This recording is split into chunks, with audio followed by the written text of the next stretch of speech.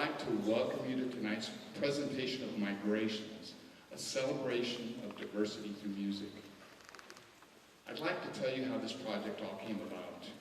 4 years ago, I shared the stage at the New Mexico Jazz Educators Conference with a wonderful educator who was there to direct the first jazz band.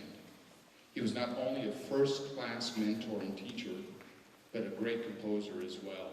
The Albuquerque Jazz Orchestra played several of his pieces during their appearance in the conference. Fred and I shared several meals and talked about students, music, family, and mutual friends that we had at the University of North Texas. He left in '74, I got there in '75, so we never really met at that time. After leaving the conference, I knew that I had to find some way to get him back down here to Las Cruces and have him work with our students. In the meantime, I was appointed by our Dean of the College of Arts and Sciences, Dean Slate, to a diversity council. During various conversations with colleagues on the council, the topic of music kept coming up. Music is found in all cultures, in many forms. Music has no borders, is non-discriminatory, and is part of humanity that truly brings people together. In 2010, I emailed Fred about a recording project that I was planning for my jazz ensembles. He immediately suggested several tunes that he and other jazz composers had recently finished and sent me a copy of a piece called Didgeridoo that we recorded a couple of years ago. This project, this Migrations project, was commissioned by a group out of northern Germany and was written specifically for the great vocalist Bobby McFerrin. This is how I was introduced to Migration. Tonight is a celebration of humanity, how we all collaborate as colleagues, how we can be inclusive with all cultures that hold traditions of the past for generations in the future. I thank my administration, colleagues, staff, and especially our sweet patron, Margaret, for making this possible. There's one announcement that Dr. Shear had me asked me to make tonight. This is a friendly reminder for all the online Music 101 class, 101 and 201 classes of Mr. De La Paz. To get extra credit for attending the show tonight, you must stay until the end of the concert and sign out at the lobby after the show. Please write your name so we can read it and indicate whether you are in Music 101 or 201. All regular brick and mortar 101 and 201 students, that means those people that come to class, actually, write your reviews as normal and turn them into your representative class professors. Thank you so much for coming tonight. I'd like to introduce Professor Roberta Arruda and my good friend, Fred Sturm.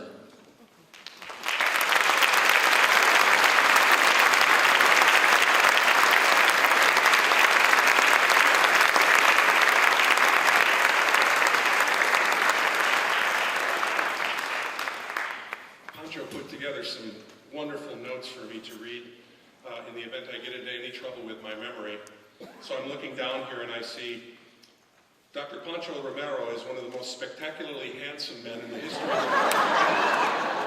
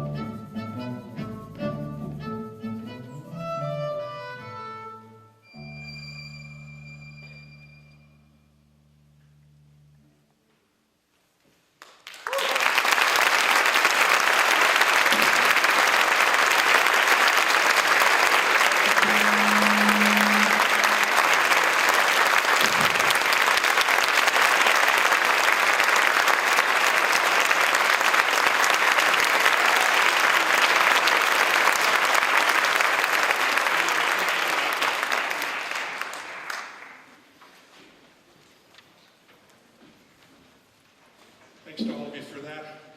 This, the first piece that you heard, I'm so happy that we were able to begin with that one because it goes back the farthest in my own history. The first time that I heard that was back when I was a college senior, and it came out of a Folkways recording that had a whole collection of field recordings from around the world. And that particular one was featured the Amudi Pygmy tribe from the Republic of the Congo. And basically it was a song of spring, early in the spring season for young boys who were on their way to becoming men, 11, 12, 13 years old. And I think what caught me in it was just the beauty and the innocence of all these young men singing together. And there was a lot of improvisation that took place. They built their own percussion instruments to perform along with it. And that recording was actually made in the 1950s, and there was hardly any outside influence that was coming from the rest of the world. There were no iPods or music finding their way into that part of the world, and so it just was incredibly unique and beautiful. So we hope that you enjoyed that rhythm of the rainforest and beautiful, beautiful violin playing by Professor Roberta Arruda. Would you please give her another hand?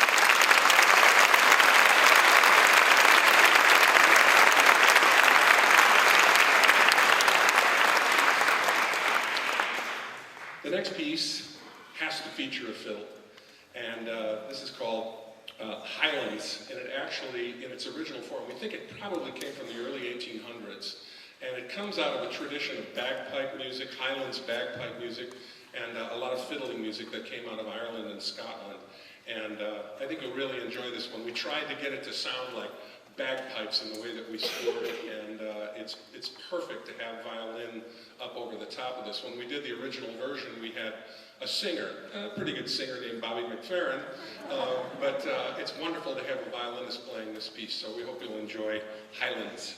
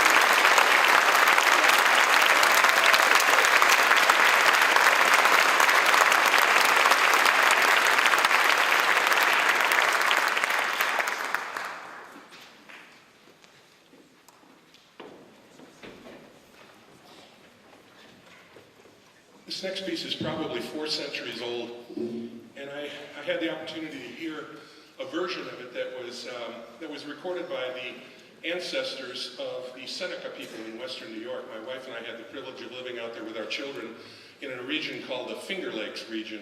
And there's a beautiful lake out there called Canandaigua Lake, and on one end of that lake is a tall hill that has no fauna or flora on it, and they simply call it Bald Hill. And at the top of that, 400 or 500 years ago, what they used to do is they would start these fabulous fires that would call all the people together at harvest time. And then they would light these tobacco fires all around the rim of the lake. And people would dance and play drums and sing. And I tried to imagine what it would be like if you were stationed out in the middle of that lake to experience all that at the end in the harvest season. So we're going to perform this one, and it's extra special fun for me because it's going to feature Fred Bugbee, who happens to be, was in school at the same time that I was teaching at the Eastman School of Music out in New York. And it's a great chance for us to be reunited here, not only because we're former Eastmanites, but we're the only 2 men named Fred in the entire United States right now. So we hope that you'll enjoy this featuring Fred Bugbee. This is called Seneca.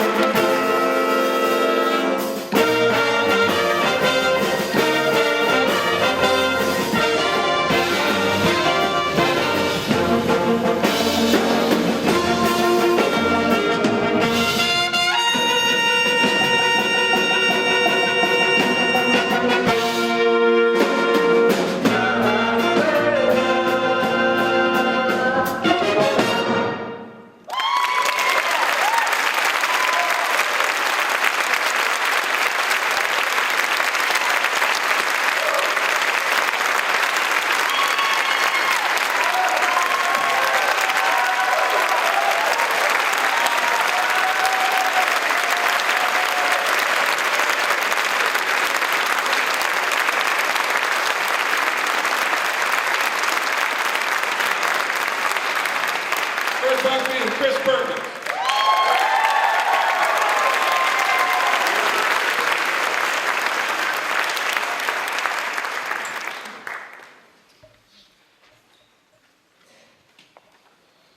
There's a really, really beautiful folk song that is performed by a number of, I guess you could call them troubadours in Mongolia.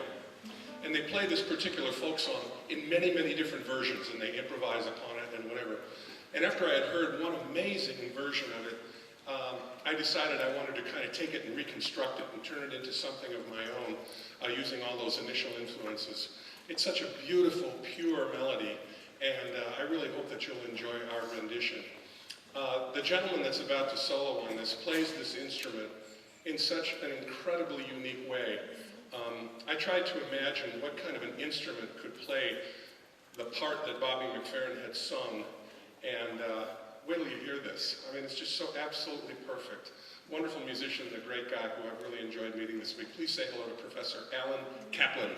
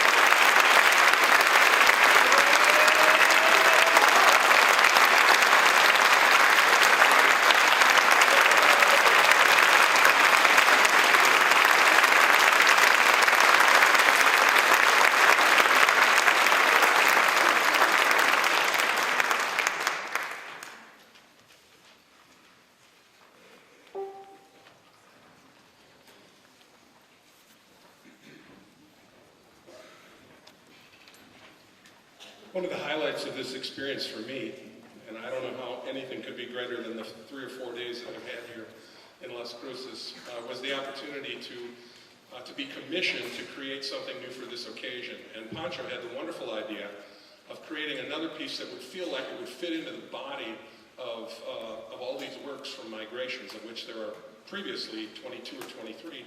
Now we're going to make it an even 24. And so over the course of this summer, he asked me if it would be possible to take some music from this region of the country and find a way to make it feel like it's a part of the Migrations experience. I didn't really know much of the music from this part of the world, and he was very kind to share with me a number of field recordings that emanated from this part of New Mexico and up into the north.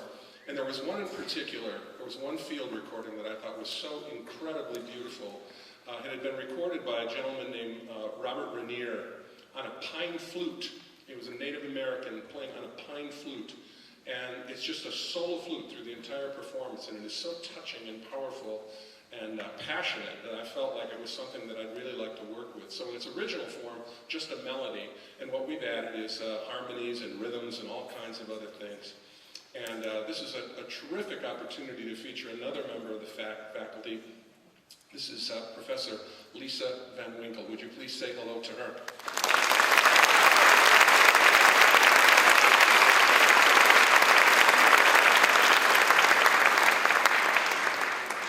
There's another reason that I had a spot in my heart for this one, because Pablo shared with me the fact that his family comes from the Taos Pueblo area up in northern New Mexico.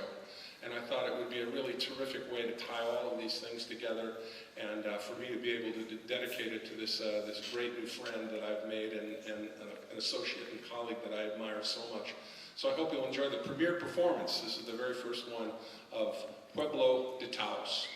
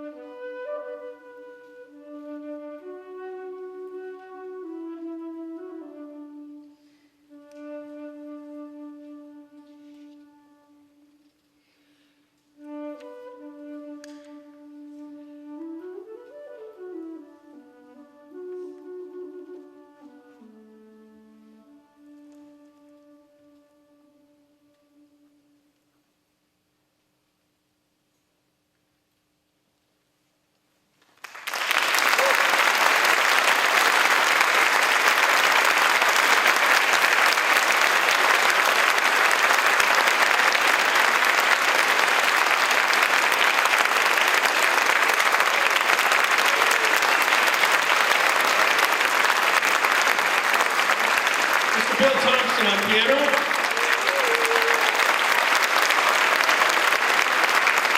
And once again, Professor Lynn Van Winkle on flute.